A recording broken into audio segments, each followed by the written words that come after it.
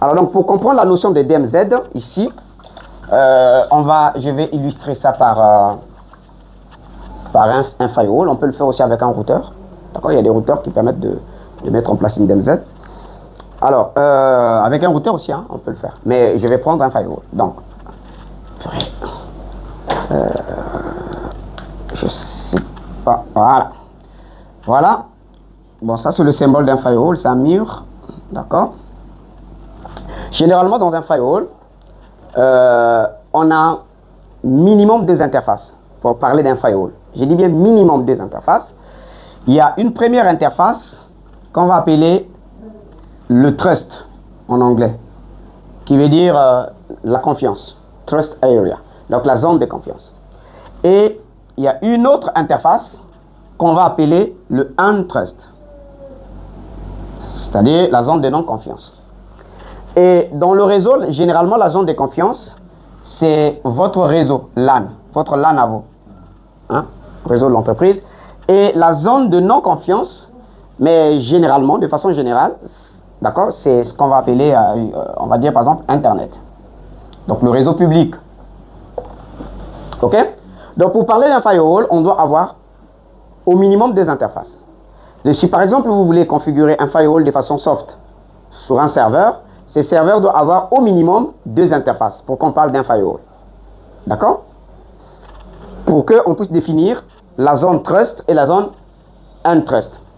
Alors la zone trust, c'est ce qu'on appelle aussi la zone inside. Ça dépend des constructeurs. D'accord? Des constructeurs. Et la zone untrust, c'est ce qu'on appelle aussi la zone outside. C'est de l'anglais, donc hors du réseau. D'accord?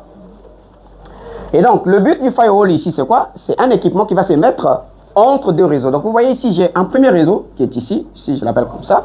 Et là, j'ai un deuxième sous-réseau. Et donc, le firewall va se mettre au milieu entre les deux pour pouvoir cloisonner le réseau, pour pouvoir séparer, dans le but de filtrer les accès. D'accord? Donc, de contrôler le trafic entre les 2 réseaux. C'est bon? Maintenant, on peut ajouter à un firewall une autre interface, donc plusieurs interfaces, en fonction de ce que l'on veut faire. Et parmi ces interfaces, il y a une interface aussi qu'on peut ajouter, que nous allons appeler DMZ. La DMZ, c'est une zone démilitarisée. La notion de DMZ est née avec la guerre de Corée. Si vous connaissez bien l'histoire, vous verrez que à la fin de la guerre de Corée, on s'est retrouvé avec 2 Corées. Okay, la Corée du Nord et la Corée du Sud.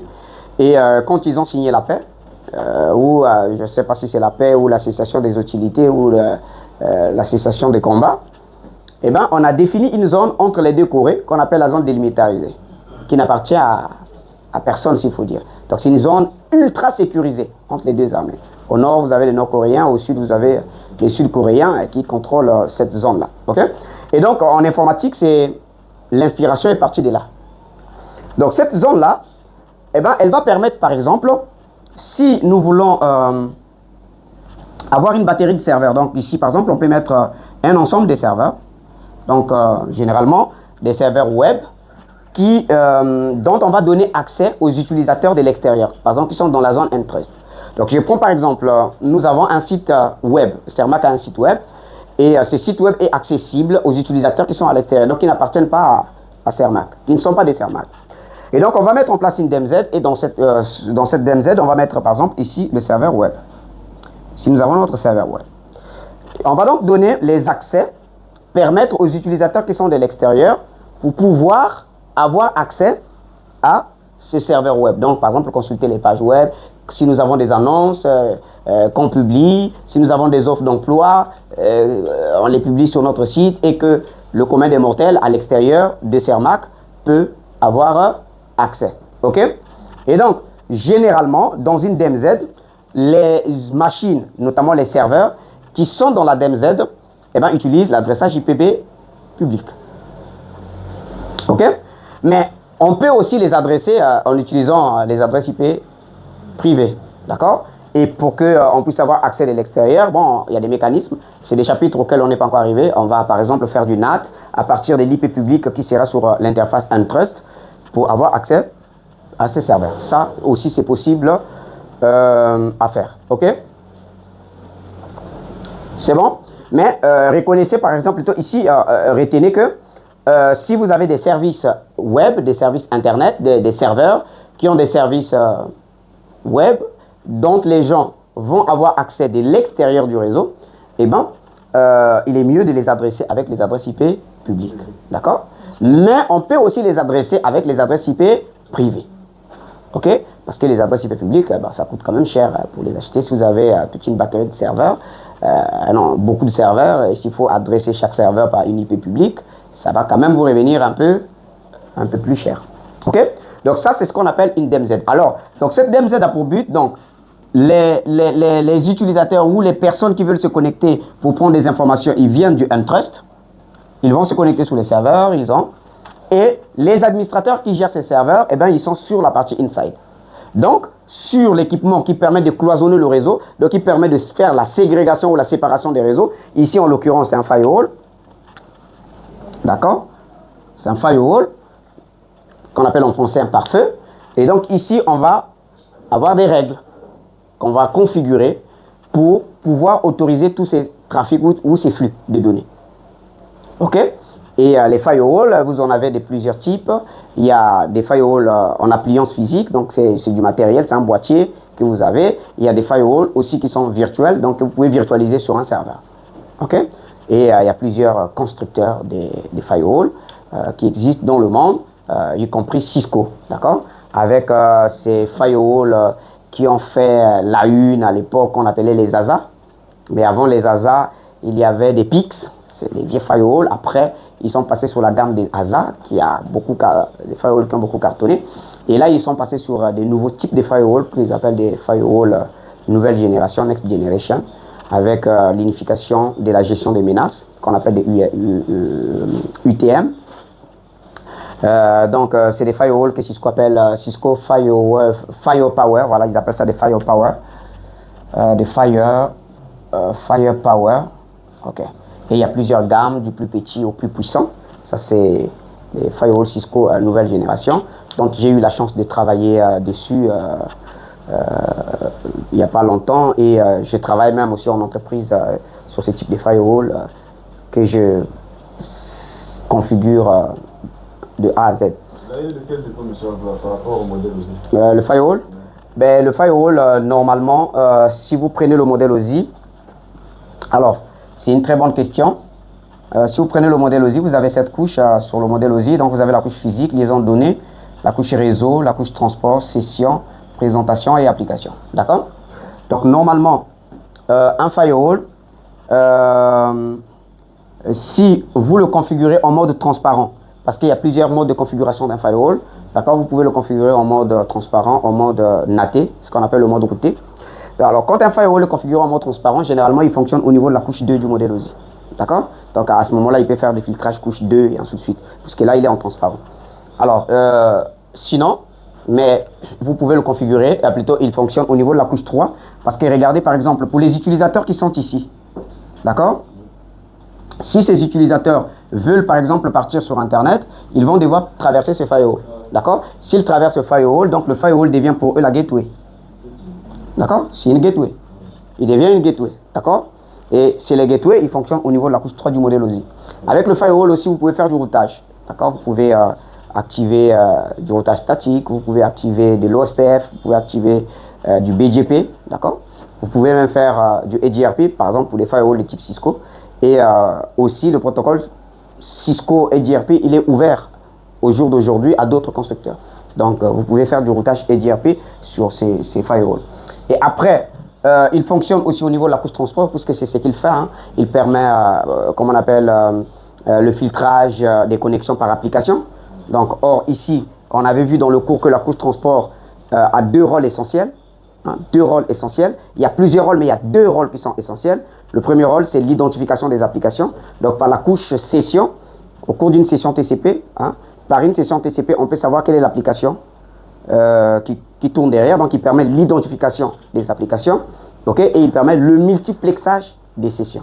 D'accord? C'est les deux fonctions essentielles de la couche transport. Donc, ici, il fonctionne aussi au niveau de la couche transport parce qu'il permet de faire la gestion des sessions. il détient. Le firewall gère ce qu'on appelle une table d'état, dans laquelle il y a des sessions. Et c'est à partir de cette table qu'il peut dire, par exemple, que cette session, je l'autorise, mais cette session, je ne l'autorise pas. Ce qu'on appelle aussi des sockets. Et après, les couches hautes, là, ces couches-ci, ben, ça, c'est la couche application sur le modèle TCP/IP. D'accord? Et donc, les firewalls, ce qu'on va appeler les firewalls nouvelle génération, mais sont des firewalls qui permettent le filtrage même des applications. Donc, aujourd'hui, il y a des firewalls, tu n'es pas obligé de bloquer une application par le serveur qui l'héberge ou l'adresse IP du serveur qui l'héberge. Ok?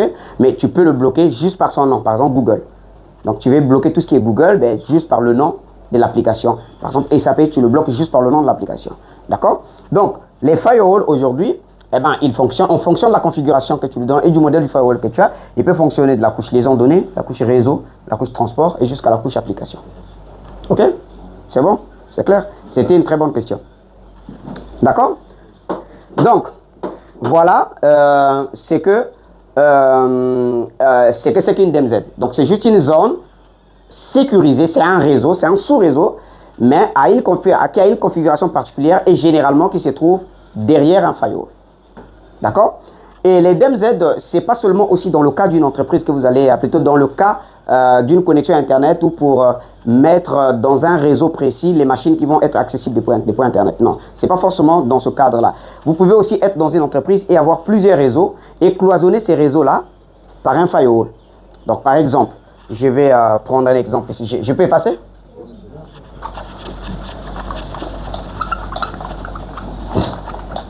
Alors, donc, par exemple, ici, je vais appeler ça le Untrust, le Inside, comme on l'a dit, et la DMZ. Alors, ici, bon, avant qu'on y arrive, donc, on parlait des firewalls. Donc, celui de Cisco, c'est l'actuel qu'ils sont en train de commercialiser, c'est le Firepower. Donc, il y a plusieurs versions, hein, comme je l'ai dit, du plus petit, la plus petite gamme, au plus grand, qu'on peut mettre. Donc, on peut avoir des firewalls pour une maison, des firewalls pour une très petite entreprise, pour une moyenne entreprise, pour une grande entreprise, pour un fournisseur d'accès à Internet, et même des firewalls qu'on peut mettre à l'entrée d'un pays. D'accord? Donc, par exemple, le gouvernement, via l'entreprise ou son entreprise qui gère la connexion Internet, peut acheter un firewall de grande capacité, très puissant, qui gère l'entrée d'Internet dans le pays. Ça, c'est faisable. Et donc, après, à côté, on a le firewall qui cartonne en ce net moment, que tout le monde en parle, les FortiGate. Si, mais il y en a, parce qu'on a Internet. Il y en a. Mais pourquoi les jeunes Congolais, vous aimez négliger le pays? Il y a des choses qui se font dans le pays. Hein? Ah, d'accord. Il y en a. Les gens travaillent dans ce pays. Pour que... non, il y a des choses qu'on ne dit pas comme ça. Vous aimez votre pays? Oui, j'aime bien, je suis Congolais et j'aime mon pays. C'est le pays qui m'a vu naître, attends. Hein? Si vous voyez, là c'est ma pause, je viens pour vous enseigner. Je serai peut-être quelque part assis en train de passer du beau temps. Mais si je viens, c'est pour transmettre le savoir aux jeunes parce que je veux que le pays avance. Hein? Voilà, donc il faut aimer le pays. Il faut que chacun de nous, à son niveau, fasse quelque chose pour le pays. Il n'y a pas que les gouvernants, mais il y a aussi nous. Les citoyens, on doit faire quelque chose. Donc ici, il y a le Firepower, d'accord? Ça c'est Cisco. Après, il y a celui qui défraie la chronique actuellement, les gens parlent, c'est le FortiGate. Vous le connaissez, non? Vous avez déjà entendu parler? Qui est fait par l'entreprise Fortinet. Voilà. Fortinet, c'est l'entreprise et le produit des firewalls. Ces firewalls, ça s'appelle des FortiGate, qui sont très bien et surtout l'interface graphique. Ils ont réussi à cette très belle interface graphique, conviviale et tout ça. Après, vous avez aussi des grands comme les Palo Alto, c'est aussi des firewalls, c'est aussi un grand. Vous avez aussi un autre grand des firewalls qui s'appelle le Checkpoint. Ça, c'est des puissants firewalls. Après, vous avez aussi Huawei qui fait des très jolis firewalls. Moi, j'ai eu la chance de travailler sur du Firepower. Je travaille même dessus. Je travaille aussi sur des FortiGate. Je travaille également aussi sur des checkpoints. Mais le principe, dans l'ensemble, il reste le même. D'accord? C'est juste les constructeurs qui diffèrent. OK? Bien, maintenant, revenons ici. Donc, je disais que ce n'est pas seulement dans le cadre de... Comment on l'appelle? C'est pas seulement dans le cadre de cloisonner ton réseau d'entreprise d'Internet et de créer une DMZ où tu mettras les serveurs qui vont être accessibles depuis Internet. Ce n'est pas seulement dans ce cadre-là. On peut être une entreprise, d'accord? Donc ici, je vais enlever Internet. Et là, je vais appeler ça par exemple LAN 2. Donc ça va être mon sous-réseau 2. OK? Et ici, ma DMZ, ça va être mon LAN 3. C'est bon? Ben, ça va? Je te sens fatigué aujourd'hui, qu'est-ce qui se passe? T'es pas fatigué?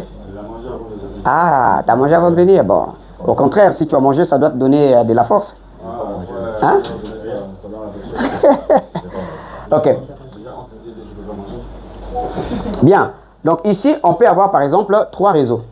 Alors, je prends par exemple ici, on peut être dans le cadre d'une entreprise de production qui a un secteur industriel où on a un service qu'on produit. Par exemple, on fabrique les fauteuils de façon automatisée. Donc, on a des automates qui nous permettent de fabriquer des fauteuils.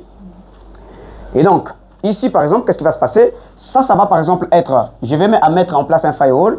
Le réseau 13, ça va par exemple être mon réseau bureautique. D'accord? Donc, le réseau bureautique ici, c'est le réseau là où j'ai Word, Excel, Outlook, où j'envoie mes mails, où j'ai mon partage réseau. Donc là où les collaborateurs s'échangent des mails, ou si on veut envoyer par exemple des mails aux partenaires, c'est depuis ce réseau qu'on le fait. D'accord? Et après, de l'autre côté, j'ai mon réseau qui gère les automates qui font la production de mes fauteuils. Ok? Ce réseau-là, on va l'appeler le réseau industriel. Donc, réseau industriel. Ok? Donc, c'est le cœur de notre activité. Hein. C'est ce qui nous fait vivre, c'est le réseau. Et enfin, je vais par exemple avoir ici, je vais appeler une DMZ. D'accord?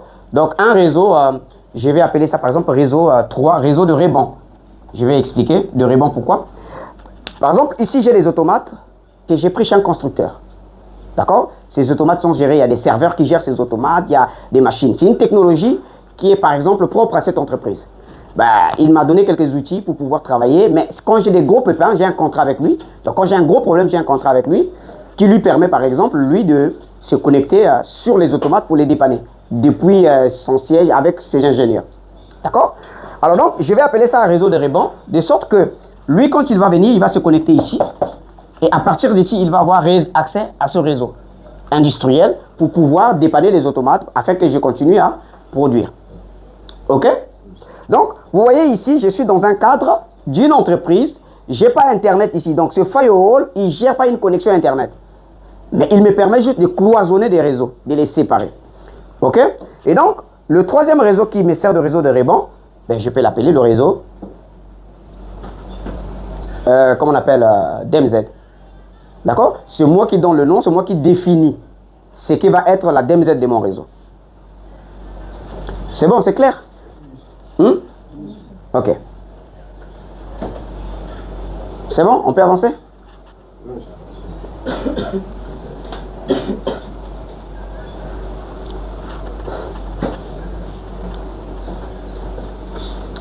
Bien. Alors, donc ici, la notion de intranet, la notion de extranet et la notion d'internet. J'espère que c'est clair pour vous. La notion de DMZ, j'espère que c'est clair pour vous. OK? Bien. Vous avez, sur les firewalls, là, vous pouvez vous exercer. Il y a un firewall open source, il y en a même deux qui sont très bien. Il y a un qui s'appelle le PFSense. D'accord? Vous pouvez le télécharger et vous exercer avec. Il y a un autre qui s'appelle OpenSense. Il est aussi open source. OK? Après, si vous voulez aussi du Forti, il suffit juste de créer un compte sur le site de Forti. Vous pouvez récupérer une image et l'utiliser sur GNS3. Et d'ailleurs aussi avec des routeurs Cisco, vous pouvez faire la même chose. Mais ceux-là, ils sont carrément gratuits. Vous pouvez l'installer sur VirtualBox et voir l'interface, essayer de vous exercer. Il y a une documentation offerte qui est très très bien. C'est le PFSense, moi je le déploie beaucoup pour des petites entreprises avec un support. Donc ils achètent le support et on paye le support sur PFSense et on déploie. Il est très bien, il fait, c'est un firewall à part entière, quoi. Il fait tout ce que les grandes marques aussi font. Donc si vous voulez avoir une idée sur les firewalls, n'hésitez pas de le télécharger, il est open source et de vous exercer avec. D'accord? Pour comprendre un peu ces différentes notions de DMZ. Maintenant, si vous voulez le faire avec un routeur, vous pouvez aussi le faire avec un routeur open source qui s'appelle VYOS. Vous avez la possibilité de faire de la configuration des DMZ, mais avec des routeurs Cisco aussi, vous avez cette possibilité de créer des DMZ sur des interfaces.